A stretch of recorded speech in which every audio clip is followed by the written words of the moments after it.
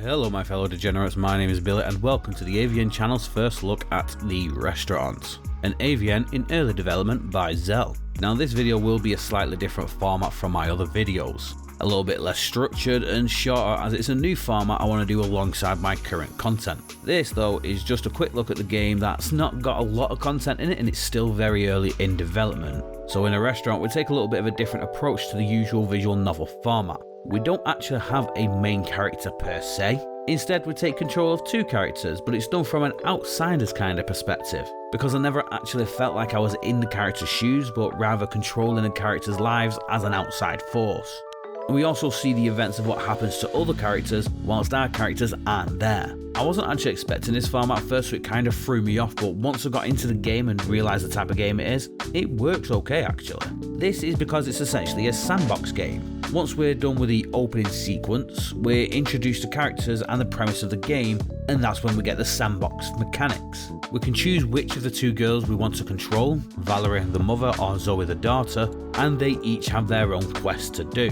These quests are basically trigger the event at location X on day Y. It's simple and I don't think you can actually miss them or fail them, as you can just wait until the day rolls back round again if you miss it and just do it again. So at no point do the quests fail, therefore there's no real urgency.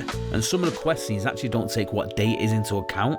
One quest Zoe has to do in the evening at the restaurant, I did it on a Tuesday. And in this scene, she states that she's wasting her weekend. It was a Tuesday. Most of these quests revolve around the restaurant, and it looks like in the future the choices we make may affect how successful the restaurant is and how corrupt the girls become. Speaking of corrupt, the lewd in this game comes on strong. Honestly, pretty much every guy in this game fits that ugly bastard trope and a downright, can't say that word because YouTube will cry. Seriously though, in nearly every scene one of the girls have themselves forced upon, and then most of the time they're asking themselves, why do I like this? Now, if that's your thing, go for it, have fun. But it's just something I believe is worth mentioning. But speaking of the lewd scenes themselves, some have small animations but mainly consist of just still renders. But the sound effects and the voicing during these scenes are great. I have finally found it, the example I've been looking for good sound effects during lewd scenes. Congratulations Xell, you have won. I don't know what the prize is, but you've won it anyway. Speaking of sounds, the music's actually okay, it's kind of the generic visual novel kind of music. Now this isn't bad, but there aren't any really standout tracks at the moment, and some of the characters also do have voicing. But to be fair, this kind of sounds like it's AI generated. This was your idea, Evan. I keep putting my trust in you and everything you do is taking the worst decisions ever. If it's not, then I'm so sorry to the voice actress as that would probably offend them, but that's what it sounds like to me. If it is AI generated, I do understand why. This game is free and is in really early development.